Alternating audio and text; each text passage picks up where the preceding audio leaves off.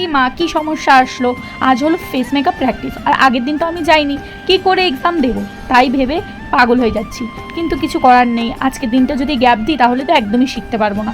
তো যাই হোক বন্ধুরা, এখান থেকে দেখো আমি আর দিদি রেডি হয়ে গেছি। আজকে যেহেতু আমি বললাম যে ফেস মেকআপের দিন ছিল, আর যদি আমি না যাই তাহলে তো গ্যাপ হয়ে যাবে, আর সেটা মনে হয় ঠিক হবে না। তো যাই হোক, এখন আমি পালপাড়া চলে এসেছি, আর পালপাড়া এসে দেখো এই বাচ্চাটা কি সুন্দর দেখতে, আর আমার দিকে টুকুর টুকুর করে দেখছে, আমার খুব ভালো লেগেছে। তো আমি ওর মাকে বললাম যে আমি একটুখানি ভিডিও করি, তো তাই তোমাদের সাথে শেয়ার করি। তোমরা বিশ্বাস করবে না, বাচ্চাটা এইভাবে আমার দিকে তাকিয়েছিল, এক সময়ের জন্য মনে হচ্ছিল যে ও আমাকে অনেক দিন আগের থেকে চেনে, আর আমারও কিন্তু তাই মনে হচ্ছিল। তারপরে হঠাৎ ট্রেন চলে আসলো, আর ট্রেনের মধ্যে উঠে দেখলাম যে জায়গা, তারপর আর কি সারা রাস্তায় কিন্তু দাঁড়িয়েই যেতে হলো। তারপর দিদি আর আমি কিন্তু বাড়ি থেকে না খেয়ে এসেছি, যার জন্য এখানে এক একটা করে চিড়ে ভাজা নিয়ে নিয়েছি।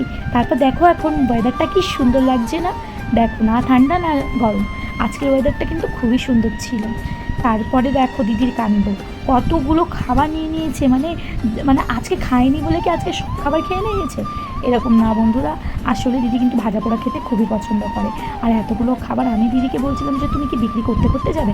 তো যাই হোক, কথা বলতে বলতে দেখো আমরা হালি শহরে চলে এসেছি, আর এখানে সখীদের সাথে দেখাও। আমি যে তোমাদের বললাম যে আমি সিট পাইনি, একটা স্টেশনের জন্য কিন্তু আমি সিট পেয়েছিলাম।